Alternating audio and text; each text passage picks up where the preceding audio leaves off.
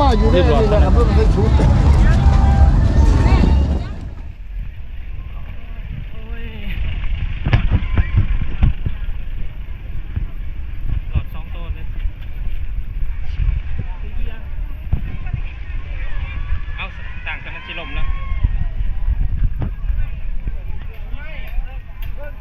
สร้างชิลมแล้วสร้างย่างก็เทียมนะแล้วคิดยังเนี่ยนะได้สร้างชิโก้มสร้างกับพวกหมูเช้านะ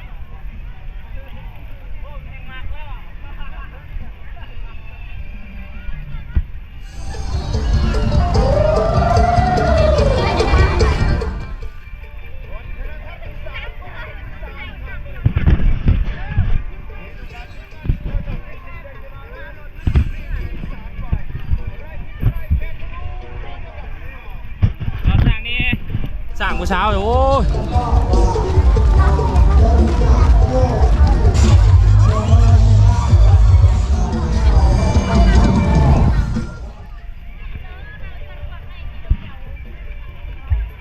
หลอดฉากเลยโอ้ยหลอดไหนวะ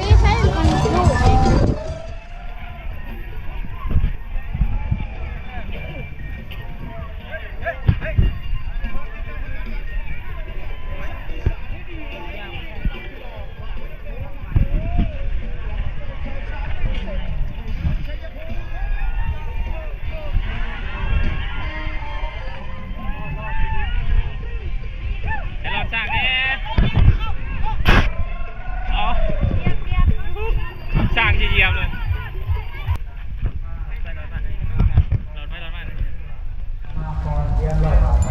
จะได้ห้าวปีนี้เชียวปีกายนี่ร้ายได้ปีกายนิ้วกับครบทีมหมดได้กับครบทีมแล้วมาแห่นำกันปีนิ้วเป็นยังไงเชียวเป็นเขาเมียมันหรือจะได้มันก็เปลี่ยนไปตามการเวลาเลยเว้ยคนมีขอบมีขั่วเขากะเนาะไปคือเขาบ่ได้ข้าวนะไตใช้ทีมฮันเงินเท่าแล้วเพื่อน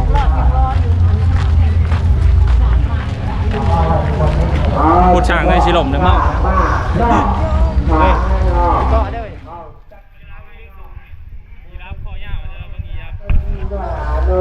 ยีราฟเสียวคอยาวเลย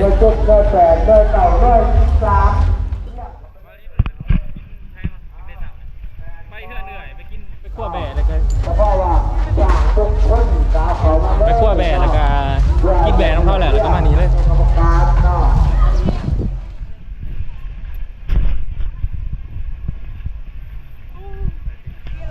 สายติแล้วเอากับบวหาวขึ้นแต่เก่าแหละ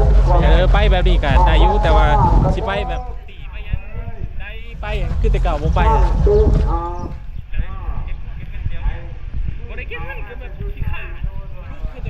ขบุญได้ก็เห็นหนาเขาเลยนะขบุญได้ฮะปีนี้ฮะกูควรจะไปบุญได้เลยอันนี้เลย